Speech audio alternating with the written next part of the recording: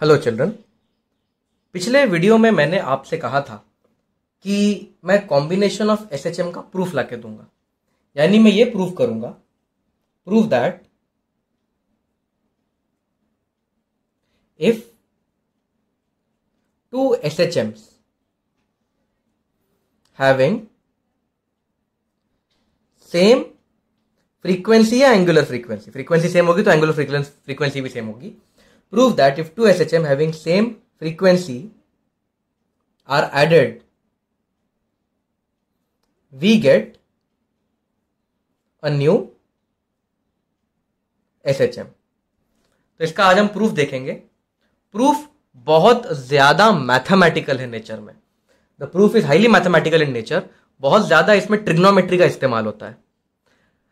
तो अगर नीट के स्टूडेंट्स चाहें तो इस प्रूफ को स्किप कर सकते हैं, लेकिन इसका रिजल्ट इंपॉर्टेंट है। ओके, तो रिजल्ट तो एटलीस्ट आना ही चाहिए, लेकिन जेडब्ल्यू के बच्चों को तो इसका प्रूफ भी पढ़ना पड़ेगा और इसका रिजल्ट भी याद रखना पड़ेगा, क्योंकि आपको इंजीनियर बनना है। नीट वाले तो क्या है, डॉक्टर बन जाएंगे, और जब वो एमबीबीएस या बीडीएस या कोई और टॉपिक करेंगे, कोई और सब्जेक्ट लेंगे, कोई और स्ट्रीम चूज करेंगे, तो उस वक्त उन्हें फिजिक्स इतने डिटेल में नहीं होगी। उन्हें फिजिक्स का बस बहुत ही थोड़ा सा, कोई कभी बीच में कोई एक आध टर्म आ गया तो बस उन्हें वही पढ़ना है। लेकिन जो लोग आईआईटी दे रहे हैं, जेडब्ल्यू आईआईटी या स्टेट के इंजीनियरिंग एग्जाम्स दे रहे हैं, उनके लिए प्रूफ भी जरूरी है और रिजल्ट भी जरूरी है। इंजीनियर बनना है तो फिजिक्स आपका बहुत स्ट्रांग होना चाहिए। ओके, तो लेट अस सी, अगर दो एसएचएम जिनका सेम एंगुलर फ्रीक्वेंसी है, अगर उन्हें ऐड किया जाए तो हमें नया एसएचएम मिलेगा। ये मैं प्रूफ कर रहा हूं, highly mathematical proof. Let us see. और हाँ, नीट के बच्चों, आपको रिजल्ट, ये प्रूफ को तो स्किप कर सकते हो, लेकिन इसका जो रिजल्ट आएगा वो याद रखना है। तो प्रूफ ऐसा कर लेते हैं, दो एसएचएम ले लेते हैं। पहला एसएचएम है x1 is equals to a1 sine omega t plus phi1। ये पहला एसएचएम है। इसका एम्पलीट्यूड a1 है, इसका इनिशियल फेज phi1 है, एंगुलर फ्रीक्वेंसी ओमेगा है। और x2 is equals to a2 sine omega t plus phi2। तो आप देख सकते हैं दोनों एसएचएम के जो एंगुलर फ्रीक्वेंसीज है वो मैंने सेम रखे हैं, दोनों के ओमेगा सेम रखे हैं। अब हम इन दोनों एसएचएम को कंबाइन करेंगे, यानी कि ऐड करेंगे। तो x1 प्लस x2 हो जाएगा a1 sine omega t plus phi1 plus a2 sine omega t plus phi2। अब चिल्ड्रन, यहां पे आएगा पहला trigonometric formula. Sine of a plus b होता है sine A cos b plus cos A sine B. यहां पहला ट्रिग्नोमेट्रिक फॉर्मूला आएगा। तो इसको हम कुछ इस तरह से लिख सकते हैं, a1 साइन ए प्लस बी को कुछ इस तरह से लिख सकते हैं, sign A cos B plus cos A sine B plus a2। यहां पे भी साइन ए प्लस बी है, तो ये हो जाएगा sine A cos B plus cos A sine B.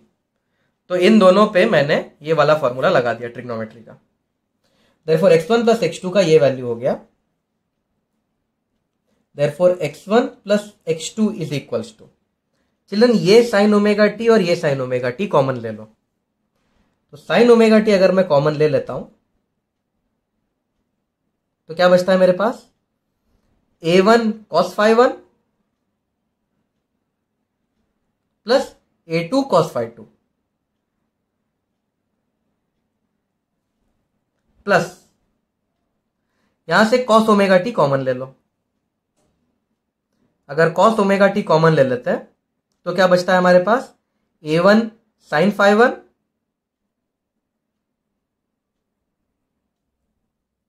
Plus A2 sin phi 2। Children यहां तक लिख लीजिए, मुझे अब पेज टर्न करना पड़ेगा। तो चिल्ड्रन पिछला जो स्टेप था मैंने एक बार आपके लिए फिर से लिख दिया है। अब A1 कांस्टेंट है, phi 1 इनिशियल फेज डिफरेंस वो भी कांस्टेंट होता है, A2 भी कांस्टेंट, phi 2 भी कांस्टेंट, तो ये पूरा टर्म एक कांस्टेंट है। इस कांस्टेंट टर्म को हम मान लेते हैं R1। Similarly A1 constant, phi 1 constant, A2 constant, phi 2 constant, ये पूरा टर्म एक कांस्टेंट है। इस कांस्टेंट को मार लेते हैं हम R2। Therefore x1 plus x2 क्या हो गया चिल्ड्रन? x1 प्लस x2 हो गया R1 sign omega t plus R2 cos omega T. तो चिल्ड्रन यहां पे मेरे पास R1 है, यहां पे मेरे पास R2 है। अब मैं क्या करूंगा, I will divide both by under root R1 square plus R2 square. मैंने दोनों को डिवाइड कर दिया R1 square plus R2 square से। अब डिवाइड किया है तो मल्टीप्लाई भी करना पड़ेगा। ये क्यों किया? जिनका ट्रिग्नोमेट्री अच्छा है वो ये समझ गए होंगे कि नेक्स्ट स्टेप क्या होगा। जिनका ट्रिग्नोमेट्री बहुत स्ट्रांग है, जब यहाँ पे sign omega t plus cos omega T होता है और कॉन्स्टेंट्स अलग अलग होते हैं तो इस तरह से किया जाता है। क्यों किया जाता है ये आपको मैथ्स में सिखाया है, और जिनको नहीं पता क्यों किया है 2 मिनट में पता चल जाएगा। चिल्ड्रन इसे देखो, इस चीज को ध्यान से देखो और इस चीज को ध्यान से देखो। अगर मैं एक ट्रायंगल बनाऊं और ये एंगल रख दूं थीटा और इसका नाम रख दूं R1 और इसका नाम रख दूं R2, तो ये क्या हो जाएगा? ये हो जाएगा under root R1 square plus R2 square. Correct? तो बताओ ये जो R1 upon R1 square plus R2 square है, क्या मैं इसे कॉस थीटा लिख सकता हूं? जरा देखो, what is cos theta? Cos theta is R1 upon R1 square plus R2 square. और ये क्या है? ये साइन थीटा है। R2 upon R1 square plus R2 square को क्या लिखा जा सकता है? Sine theta. Sine theta is equals to R2 upon under root R1 square plus R2 square. Therefore जो x1 प्लस x2 है उसे कुछ इस तरह से लिखा जा सकता है, sine omega T cos theta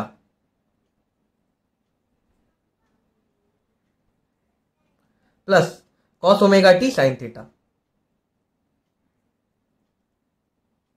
और बाहर तो ये है ही under root R1 square plus R2 square.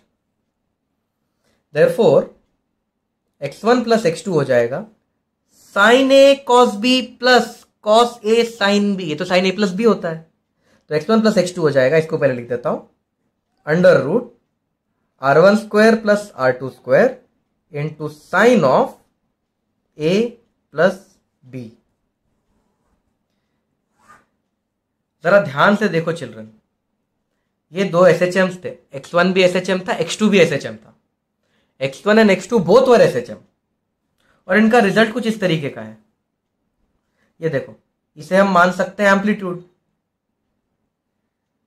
So the result of x1 plus x2 is a sin omega t plus theta. क्या ये equation standard equation of SHM से match करता है? Yes, it matches with x equal to a sin omega t plus five. a sin omega t plus five से ये match करता है, मतलब ये भी इक्वेशन ऑफ एसएचएम ही है।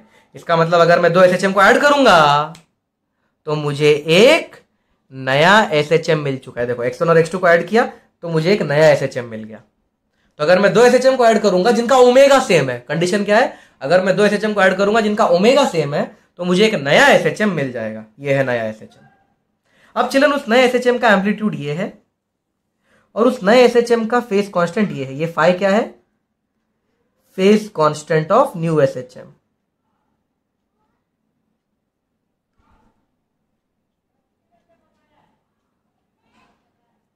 तो अब हमें नया एम्पलीट्यूड क्या है वो भी पता लगाना पड़ेगा और नया फेज कांस्टेंट क्या है वो भी पता लगाना पड़ेगा। तो चिल्ड्रन अभी अभी हमने देखा जो नया एम्पलीट्यूड है वो R1 square plus R2 square का रूट है। तो मैं लिख देता हूं, जो नेट एम्पलीट्यूड है वो R1 square plus R2 square का स्क्वायर रूट है। अब R1 स्क्वायर की वैल्यू तो हमें यहां से मिल जाएगी, ये देखो R1 की वैल्यू ये है A1 cos phi 1 plus A2 cos phi 2। तो पुट कर देते हैं under root A1 cos phi 1 plus whole square नहीं, प्लस A2 cos phi 2 इस पूरे का होल स्क्वायर। तो ये R1 की ये वैल्यू है, प्लस R2 की वैल्यू भी हमारे पास है A1 sin 1 plus A2 sin 2। तो ये हो जाएगा, चलो यहां नहीं लिख रहा हूं, जगह छोटी पड़ेगी, यहां लिख देता हूं, स्क्वायर रूट के अंदर है, आपको याद रखना है। A1 sin phi 1 plus A2 sin phi 2 the whole square. Therefore जो नेट एम्पलीट्यूड हो जाएगा वो हो जाएगा अंडर रूट, अब इसकी स्क्वायरिंग कर देते हैं, तो ये हो जाएगा, इसको स्क्वायरिंग करेंगे तो क्या होगा, A1 square cos square phi 1 plus A2 square cos square phi 2 plus 2A1 A2 cos phi 1 cos phi 2 plus, अब इसको भी स्क्वायर करते हैं, A1 square sine square phi 1 plus A2 square sine square phi 2 plus 2A1 A2 sine phi 1 sine phi 2। तो जो net amplitude हो जाएगा under root, children in दोनों में से अगर A1 स्क्वायर कॉमन ले लिया गया तो बचेगा क्या, cos square phi 1 plus sign square phi 1 जो कि 1 होता है। तो इन दोनों का रिजल्ट हो जाएगा A1 स्क्वायर प्लस, इन दोनों से A2 स्क्वायर कॉमन ले लो, A2 स्क्वायर कॉमन ले लिया तो cos square phi 2 plus sign square phi 2 वो भी 1 हो जाएगा, तो बचेगा A2 स्क्वायर प्लस, इन दोनों से 2A1 A2 कॉमन ले लो, 2A1 A2 कॉमन ले लिया तो बचेगा क्या, cos phi 1 cos phi 2 plus sine phi 1 sine phi 2। अब मैथ्स के स्टूडेंट्स तुरंत समझ जाएंगे कि ये किसका फॉर्मूला है, cos A माइनस बी का। cos A माइनस बी क्या होता है, cos A cos B plus cos A sin A sin B। तो बाय मैथमेटिकल फॉर्मूला जो नेट एम्पलीट्यूड हो जाएगा वो हो जाएगा A1 square plus A2 square plus 2A1 A2 cos of, इधर बीच में यहां पे प्लस साइन है तो फॉर्मूले में यहां माइनस साइन होता है, phi 2 माइनस phi 1। तो ये है नेट एम्पलीट्यूड का फॉर्मूला। और ये कुछ देखा देखा सा लग रहा है, कुछ देखा देखा सा लग रहा होगा, ये आपको ध्यान से देखो, ये कुछ देखा देखा सा है, ये वेक्टर के जैसा है। रिजल्टेंट वेक्टर भी कैसा होता है, under root P square plus Q square plus 2PQ cos theta, ये भी कुछ वैसे ही है, under root A1 square plus A2 square plus 2A1 A2 cos theta की जगह हमारे पास फेज डिफरेंस है।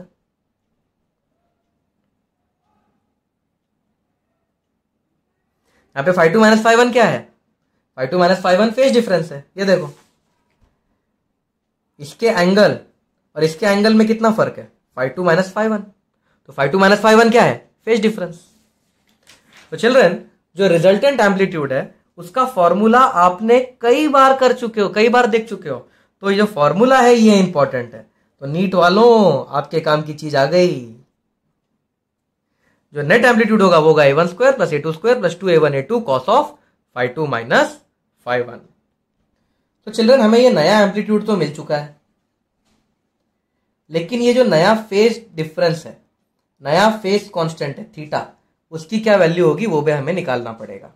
ओके, तो अब इस थीटा की वैल्यू निकालते हैं। चिल्ड्रन यहां देखो, हमें कॉस थीटा की वैल्यू पता है और साइन थीटा की वैल्यू पता है।